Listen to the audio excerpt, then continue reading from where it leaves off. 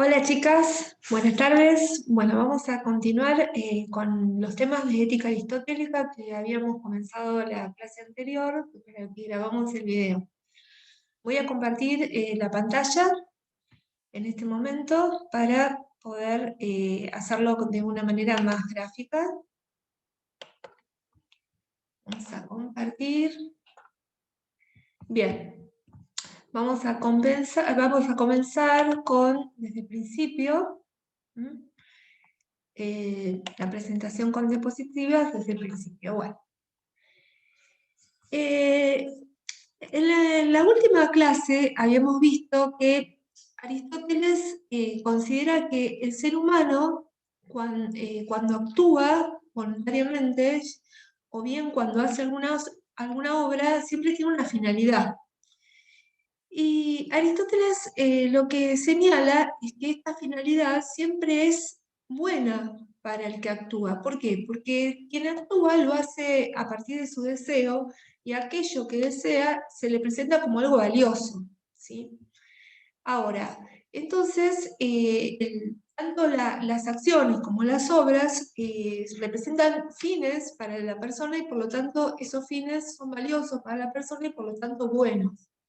De manera que al concepto de bueno, el concepto de bueno se integra con la idea de finalidad y con la idea de valor. Como vimos en la explicación pasada, estos fines también pueden funcionar como medios para otros fines, ¿no? Como por ejemplo, en el caso de ustedes, la finalidad es recibirse y cada uno de los tránsitos por las materias ha sido un medio para llegar a ese fin.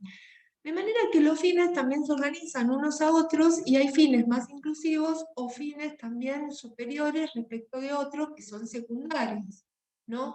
O a veces una finalidad va incorporando o incluye una serie de fines. Vamos a poner en el caso de la salud. La salud es una finalidad que todo el tiempo está funcionando como un motivo, como un deseo para muchas de las cosas que nosotros hacemos. Incluso en este momento, estar escuchando esto forma parte de un proyecto personal que a la vez también nos hace sentir saludables frente a la frustración de no poder hacer algo que queremos, ¿no? Que deseamos. Por supuesto que en la vida de una comunidad hay muchos fines de estos inclusivos. Podrían ser, por ejemplo, en algún conjunto de actividades, como las económicas, que el fin sea las riquezas, ¿no? Entonces hay un conjunto, una complejidad de obras y acciones que apuntan a eso y que todo el tiempo está latiendo ese deseo de riqueza en esas obras económicas, ¿no? O en el caso de todo lo que tuviera que ver con las acciones relacionadas con la guerra, bueno, algo que de alguna manera es un sesgo cultural de Aristóteles, porque el defenderse y el conquistar era algo propio de una ciudad próspera a la que él estaba hablando en Atenas, siglo IV. Bueno, el punto de todo ese complejo de la guerra está puesto en una victoria, ¿no? En una defensa exitosa en todo caso. Sin embargo, Aristóteles se pregunta si existirá, si todos estos fines a la vez no están confluyendo en algún fin que sea finalmente la última meta de toda la vida humana, ¿no? ¿Y por qué le interesa esto? Porque a él le interesa pensar a esa comunidad que se organiza en función de la búsqueda de un bien común, porque esa organización de la comunidad cuyos miembros son considerados ciudadanos, parte de esa comunidad que es la ciudad, que le llama polis, y los ciudadanos polites, le interesa pensar en esta obra, en la ética, después lo va a hacer en la política, si existe una finalidad a la que todos esos miembros de la comunidad puedan alcanzar y que sea la articulación de un poder, una organización que permita, en todo caso, hacer que cada uno de estos ciudadanos llegue a esa meta final, ¿no? Justamente teniendo en cuenta estos otros fines inclusivos, pero que no hacen o que son parte de ese fin mayor, ¿no? Entonces, bueno, en la hipótesis de que verdaderamente existe ese bien al que, por varias razones. Una primera razón podríamos decir que es lógica, porque para Aristóteles no es posible, es lógica y también psicológica, ¿no? Porque todos los fines se van ordenando unos a otros hasta uno, dice Aristóteles, que tiene que ser en algún sentido el principio que justifica a todos los demás, ¿no? Entonces, en ese sentido, tiene que haber como un fundamento de todos los fines posibles.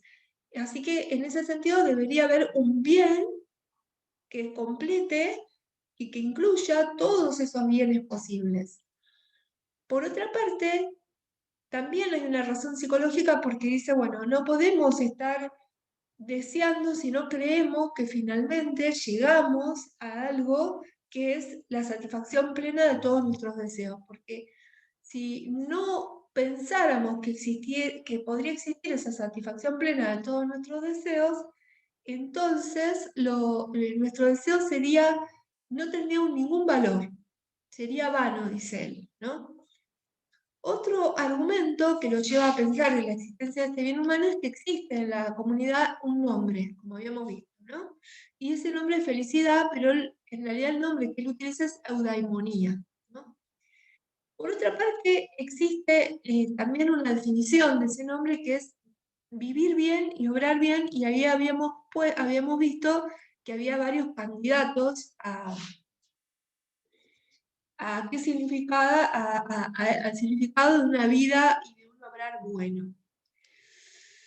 Y habíamos llegado a que Aristóteles intenta él mismo progresar en esa definición de vivir bien y obrar bien, intentando encontrar en la propia naturaleza del ser humano algo que nos identifique como humanos y que haga posible de ahí definir cuál es el bien humano como objetivo de la vida humana, pero que a la vez sea un bien tan universal que permita que fuera un bien para todo ser humano, ¿no?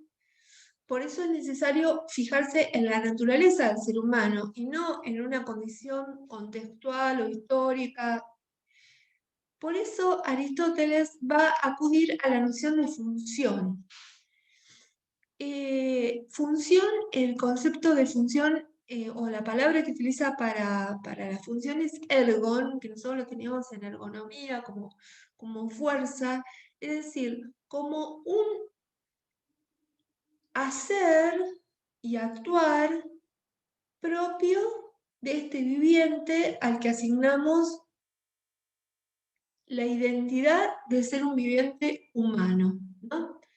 Entonces, él intenta identificar si existe algo así como la función propia del ser humano y vimos que él la deduce del hecho de que las partes del ser humano tienen funciones. Por ejemplo, el ojo, la función del ojo es la vista, el oído, la escucha y así. Cada parte del ser humano tiene una función, entonces él le permite deducir que si cada parte tiene una función, el todo también tiene una función. Un argumento que también fue cuestionado como una especie de falacia de pasar de la parte al todo. Pero bueno, él supone entonces que habría algo así como un funcionamiento que nos define como seres humanos. Vamos a ver que esta idea es interesante porque es retomada en una concepción del desarrollo en la actualidad, por eso es que lo estamos viendo, ¿no? Ahora, funcionar humanamente no es en sí mismo algo bueno, y él lo hace con la analogía del citarista, ¿no? Si el citarista es un músico que toca la cítara, pero es un buen músico en tanto que toca la cítara bien, como hemos visto. En este caso, el punto es que el ser humano funcione bien. ¿Y cuál es la función propia del ser humano? Y ahí Aristóteles vuelve a ahondar en la psicología del ser humano diciendo que lo propio del ser humano es ser racional, ¿no? Y ahí vamos a ver que él va a distinguir como una parte de la razón que dirige la vida humana y otra parte de la propia razón que actúa, que impulsa la vida humana y que se deja obedecer por la razón, pero podría no hacerlo. Y ahora enseguida lo vamos a ver. Pero vayamos entonces al concepto que aparece en esta definición, que es el concepto de virtud. La palabra virtud en Aristóteles es arete, que significa excelencia o perfección.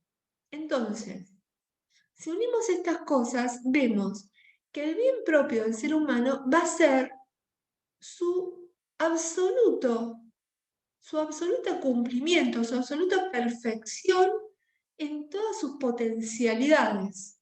Por eso es que Aristóteles va a decir que la felicidad como daimonía va a poder asignarse a la vida de un ser humano cuando él muera, porque ahí es donde vamos a poder, si realmente tuvo una vida plena, en la plenitud de todo lo que podría haber sido ese ser, ¿no? Vamos entonces a adelantar un poquito, estamos en el libro 1, en el punto 7 del libro 1, acá yo tengo el libro, vamos a seguir. Entonces, él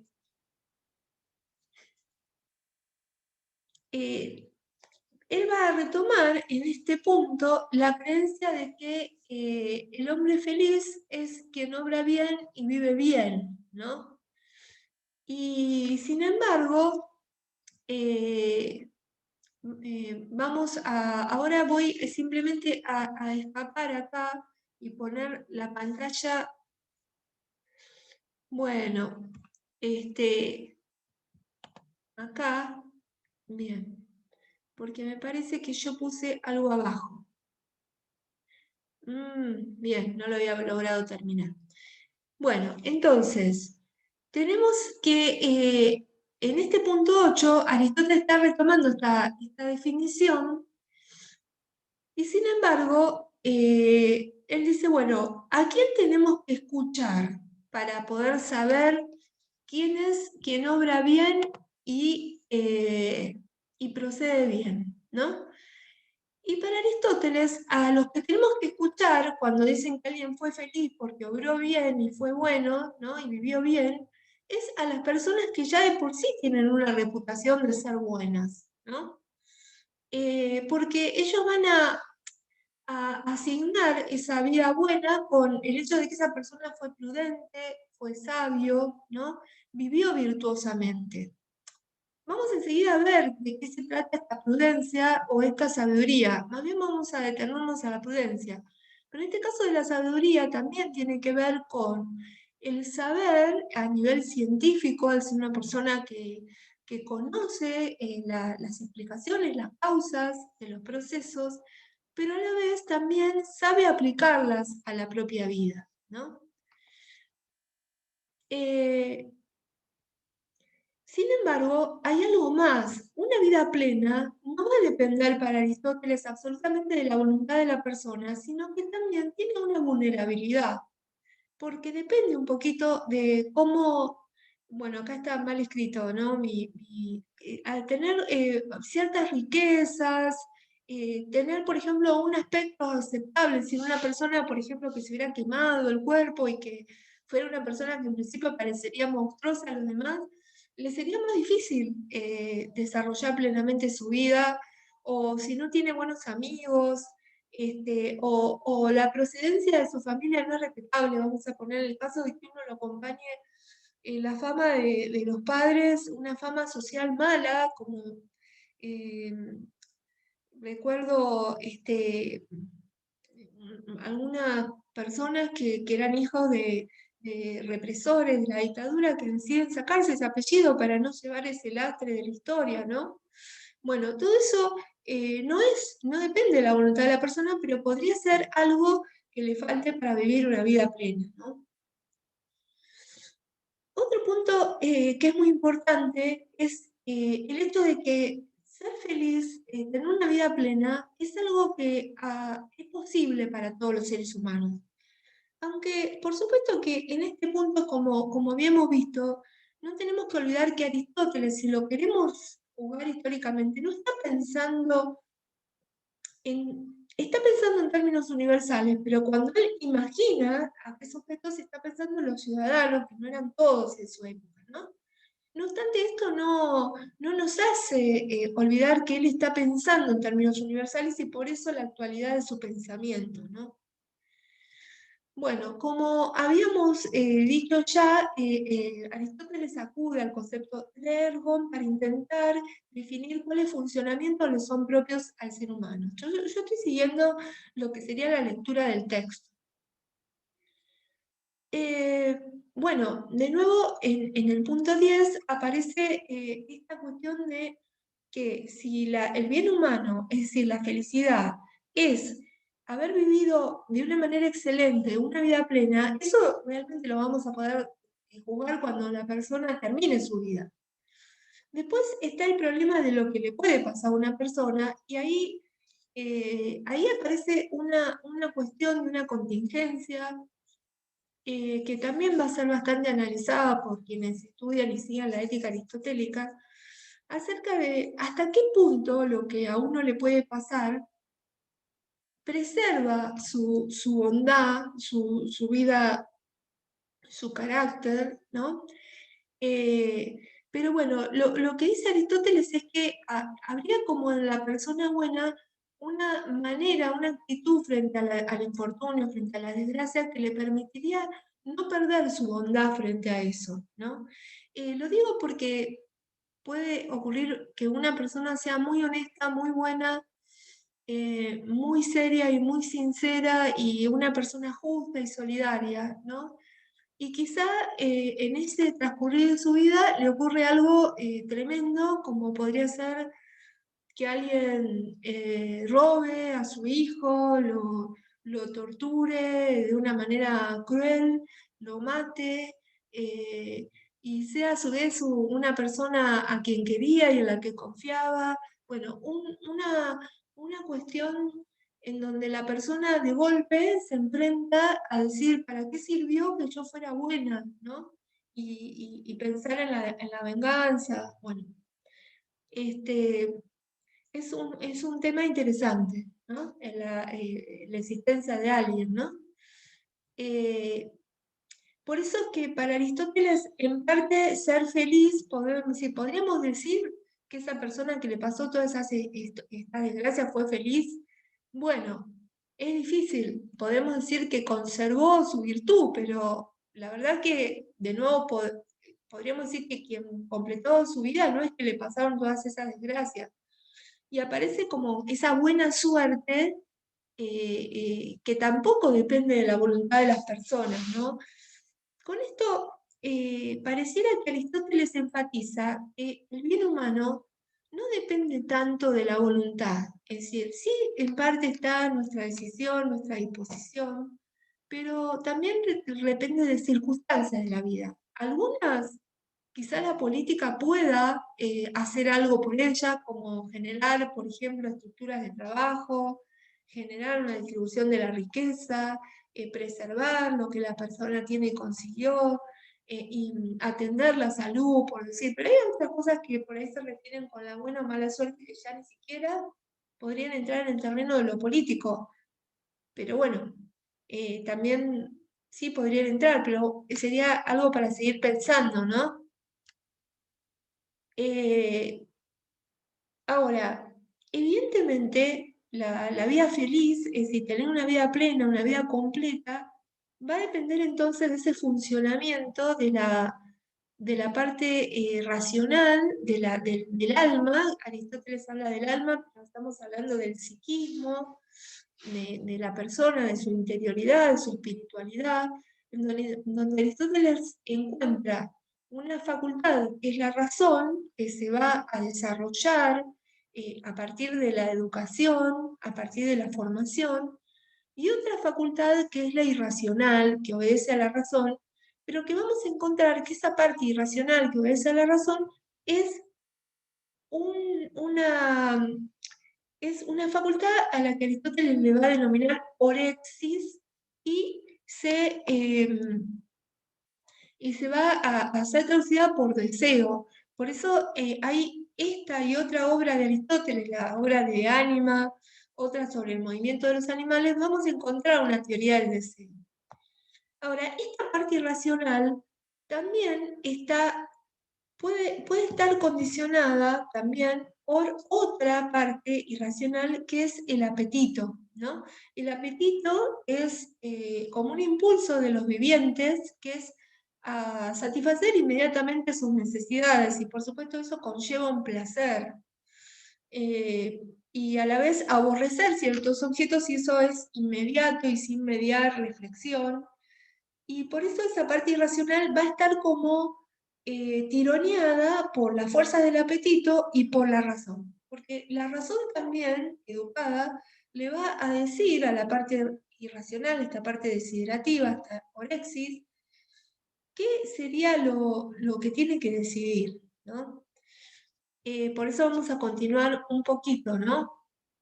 Eh, Acá de nuevo tenemos en el punto 3 esto que yo les estaba comentando, que tenemos por un lado una vida vegetativa, que es la vida de nutrición y crecimiento, en donde el deseo prácticamente en realidad funciona como un mecanismo de la naturaleza en la que es difícil intervenir, aunque va a estar condicionado por, por otras también por la acción de la razón, ¿no? Que podría ser a que alguien diga, bueno, me dejo de nutrir, ¿no?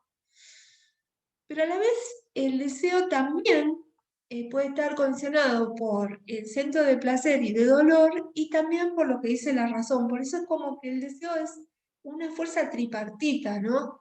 Por un lado sigue estas pulsiones bien primarias de lo viviente, por otro lado va a buscar el placer y rehuir el dolor, y por otro lado puede hacerle caso a la razón en lo que le diga que es bueno y que debe hacer, ¿no? Pero siempre va a ser una fuerza dinámica que esté como dialogando con todos estos objetos de deseo. Pero tiene mucha importancia porque justamente si el bien humano está puesto en lo que el ser humano hace, ¿sí? Es el deseo justamente el motor de la acción. La razón no es motor, sino el deseo razonado es el motor. ¿Mm? Vamos entonces a tener ciertas perfecciones, tanto de la parte irracional del alma como de la parte racional del alma. De la parte irracional, es de la parte del deseo, la perfección del deseo Aristóteles lo va a poner en las virtudes éticas. Y la perfección de la parte racional del alma va a estar dado en las virtudes dianoéticas. Ambas virtudes, como excelencia, como perfecciones del ser humano, se adquieren. Es decir, si bien los seres humanos no nacemos con esas virtudes, sino que las vamos, pero sí nacemos con una disposición a poder perfeccionar nuestros funcionamientos. Ya por eso tenemos el libro 2 de la ética nicomaquea, que se va a dedicar completamente a estar pensando sobre las virtudes éticas, es decir, las que se refieren al deseo, a la educación del deseo, ¿no? Y las virtudes éticas, lo interesante que tienen es que se van a adquirir mediante la incorporación de una actitud que se adquiere por el hábito o por la repetición de acciones de la misma índole. Voy a poner un ejemplo, ¿no? Es decir, ¿cómo alguien aprende a ser generoso? Aprende a ser generoso obrando generosamente. No hay manera de que mi deseo se acostumbre a obrar correctamente, a desear correctamente, si yo no lo practico. Es decir, esa es la práctica donde yo formo y forjo y robustezco mi deseo. Digo la generosidad porque la generosidad siempre es dar a algo que uno tiene y por el cual uno quisiera tenerlo porque es algo que le causa un placer tenerlo. Entonces, puede ser que se resista a quererlo dar, pero sin embargo, la idea de querer hacerlo por ayudar a alguien, y el hecho de hacerlo siempre, que uno pueda dar la ayuda, eso va robusteciendo ese deseo, lo va consolidando, lo va conformando y va haciendo que ya sea automático, si uno puede dar algo, lo haga en el momento y no esté cavilando, ¿no? Entonces, estos rasgos de la personalidad, estas virtudes éticas que se trabaja sobre los deseos, van conformando rasgos de la personalidad y van generando una identidad, ¿no? Por lo cual nosotros vemos que hay ciertas personas que son buenas. Lo que pasa es que así como una persona puede adquirir virtudes, también puede adquirir lo contrario a las virtudes, es decir, disposiciones a hacer el mal, hacer el mal y acostumbrarse a hacer el mal, hasta un punto en que se hace de una manera que se pierde conciencia de que eso es malo. Por ejemplo, aquellas personas que son agresivas, crueles, violentas, tacañas, y así distintos vicios que también va a identificar Aristóteles, que nosotros podemos identificar también, pero como que para Aristóteles es tal la habitualidad de la acción que en un punto se pierde la reflexión, tanto para aquel que obra el bien, que no está todo el tiempo planteándose a ver si voy a hacer el bien o no, sino que lo hace de alguna manera automáticamente y lo mismo pasa con los vicios, ¿no?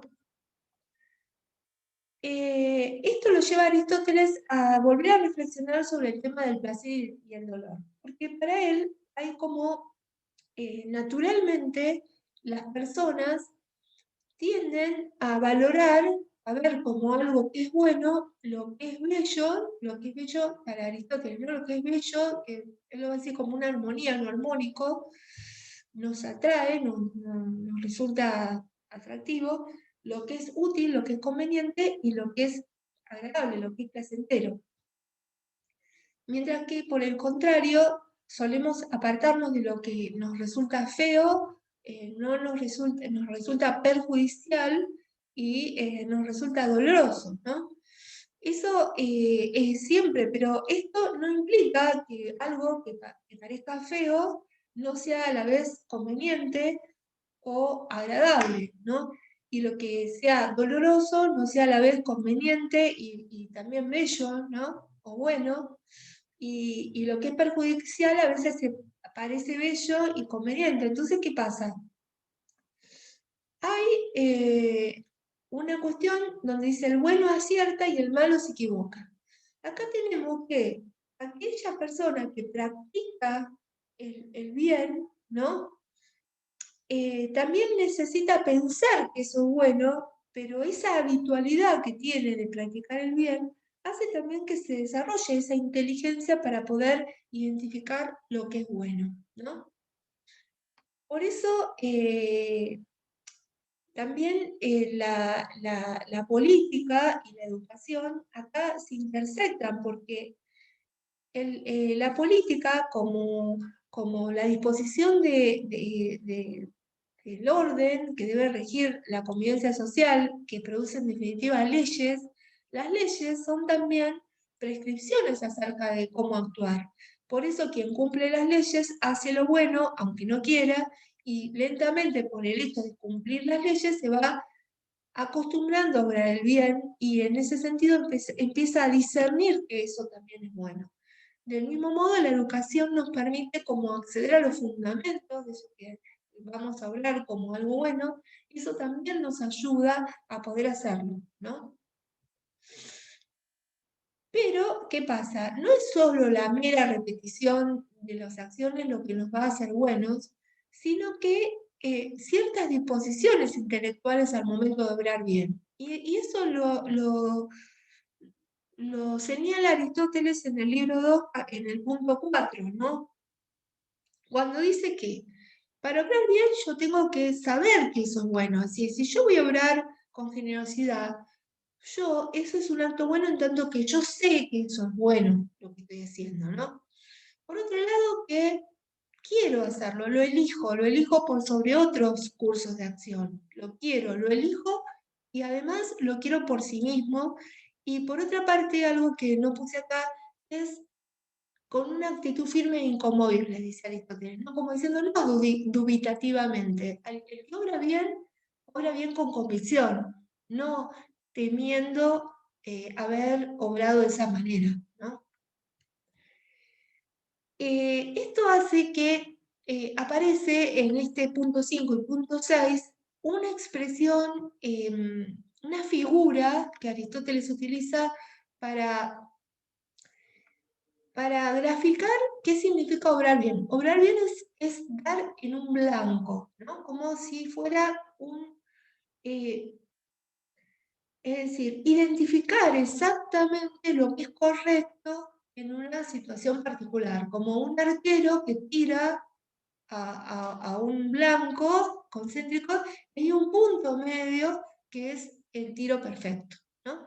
Entonces, hacer lo correcto es como la acción perfecta, ¿no? Pero esto, y no solamente la acción, sino que Aristóteles va a hablar de la expresión del sentimiento. Yo puedo, por ejemplo, estar muy enojada por algo, pero hay un enojo que se va a expresar en forma correcta, mientras que hay otros enojos que no se expresan en forma correcta, ¿no? Por eso es esta figura que usa Aristóteles de dar en el blanco, ¿no? Pero, ¿qué pasa? Ese blanco no puede ser pensado en forma general. Si ustedes se van a fijar cuando van leyendo la obra de Aristóteles, Aristóteles todo el tiempo dice, esto lo estamos pensando como bosquejo, no lo estamos pensando, no podemos dar una receta exquisita acerca de esto, sino que esto estamos hablándolo esquemáticamente por la complejidad. Y lo que está diciendo Aristóteles es que cuando nosotros tenemos que elegir lo que es correcto, siempre hay un conjunto de circunstancias que tenemos que ver para poder identificar realmente aquello que es hacer lo correcto, ¿no? En esas circunstancias particulares. Y eso puede hacer que a veces lo correcto sea hacer algo y a veces lo correcto sea hacer lo contrario, porque cambiaron las circunstancias, ¿no? Bueno, por supuesto que quien hace lo incorrecto se equivoca, obra mal y se convierte en una persona mala porque ese error lo comete a conciencia y continuamente y habitualmente, entonces se convierte en una persona viciosa, ¿no? Entonces él es como que frente a una situación, él trata de mostrar los extremos malos, ¿no? Y a veces dice, no, bueno, el término medio entre dos extremos, eso es como una forma de hablar que viene del pensamiento de Aristóteles y como que se incorporó a nuestra cultura a través sobre todo de Tomás de Aquino, el teólogo católico, que él va a tomar la filosofía aristotélica y va a hacer una lectura del Evangelio en esa clave y escribe la Suma Teológica, uniendo tanto las doctrinas cristianas con las teorías aristotélicas, ¿no? Entonces él va a dar algunos ejemplos como que son didácticos, porque recuerden que este libro, la ética nicomaquea, la política, son lecciones que le daba a sus discípulos, entonces tienen este componente de didáctico, donde hay ejemplos, por ahí un poco simples y esquemáticos, como la valentía. Ser valiente es lo correcto frente a ser cobarde, porque yo podría haber enfrentado esa situación, y ser temerario, que es aquella persona que enfrenta una situación sin los medios, exponiéndose a un terrible riesgo, ¿no? Es como alguien que me está enfrentando con un revólver y yo voy y te saco el revólver. No, porque me puede pegar un tiro, ¿no? Entonces, ese es el temerario, ¿no? Pero si yo, por ejemplo, conociendo la verdad de una situación y pudiéndolo decir en el momento, me da miedo decirlo y callo, cuando yo debería haber sido valiente y haberlo dicho, porque eso era algo que iba a beneficiar a otros, ¿no? Y así hay varios ejemplos que no, la moderación es el autodominio, ¿no? Como diciendo, bueno, como esto que me gusta, pero lo justo. No llego al desenfreno, ¿no? O a no ser capaz de apreciar nada rico, Eso también sería como un vicio, ¿no? Una persona que no le gusta nada o no es capaz tampoco de disfrutar, ¿no? La persona que no es capaz de disfrutar es el insensible, ¿no? Lo mismo, bueno, y todas estas, la moderación, la discreción, la generosidad, son a la vez virtudes sociales, porque nos hacen tener una buena convivencia con los demás, ¿no? Entonces también se favorecen como actitudes sociales las personas que van permitiendo la cohesión y una vida eh, agradable en una sociedad, ¿no? Y siempre porque la persona lo quiere hacer, ¿no? Sin embargo, el punto es cómo determinar eso que es lo correcto, ¿no? Acá está medio mal escrito, que dice, allá el centro del círculo no es factible para todos, sino para el que sabe. Por ejemplo, al enojarse, al dar dinero, gastarlo, no está al alcance de cualquiera. Hay alguna falta de ortografía, después lo voy a corregir para darles bien la presentación, ¿no? Pero fíjense que, por ejemplo, hay personas, como yo me incluyo, que no se saben manejar bien con el dinero y otras personas que sí, porque hay que saber si lo voy a dar a quién, en qué cantidad, de qué manera, ¿no? Eso no es fácil, ¿no? Por eso él dice, bueno, hacer el bien es algo raro, porque requiere una reflexión, requiere un aprendizaje. Y esto nos va a llevar a ciertas virtudes, ciertas perfecciones que tiene que haber de la inteligencia. Esto no lo vamos a poder leer lamentablemente, pero están en el libro 6, los tipos de inteligencia que Aristóteles va a reconocer. Entre ellas estaba una que mencionaba Isabelino Siede, que era la poiesis, ¿no? Pero a mí me interesa ponerme en otro, en otra tipo de inteligencia, que es la frónesis. Porque la frónesis es un tipo de inteligencia que es la que nos permite saber discernir en una situación particular qué es lo correcto, para poder desear de acuerdo a la razón. Es decir, si yo puedo reflexionar que esto es lo correcto, entonces lo deseo y lo hago, ¿no? Y esto hace que, pero ¿qué pasa con la frónesis? La frónesis es una capacidad que me permite discernir lo que es correcto en una circunstancia particular y eso que es correcto es en un punto universal. ¿Por qué? Porque cualquiera en la misma situación hubiera tenido que decidir lo mismo. Por eso dice Aristóteles por otra parte, que es como que es una facultad normativa, porque da justamente lo que debe ser hecho en el momento, ¿no?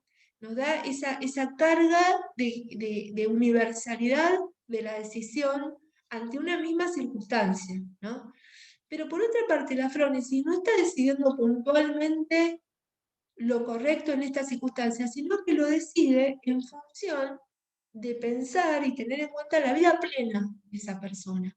Por eso es también una inteligencia que está permanentemente operando con una idea de plenitud, ¿no? Que nos permite también ubicar en perspectiva y en contexto lo que decidimos. Porque a veces nosotros decimos, pero ¿qué sentido tenía, ¿sí? Enojarte con una compañera, aunque sí tuvieras razón, y dejar la carrera cuando ese era el sueño de tu vida? Es decir, que vos decidiste algo que era bueno para el momento, pero que si vos lo hubieras puesto en el contexto de la vida, no. Entonces, eso es la frónesis, lo que nos permite todo el tiempo mirar lo particular en el contexto de la vida completa para tomar buenas decisiones, ¿no? Bueno, así termina nuestra clase, así que yo lo que les pido entonces es la lectura del libro 2. Bueno, voy ahora a tratar de detener la grabación y saludarlas y gracias por todo y espero que se haya entendido, espero sus comentarios. Un abrazo.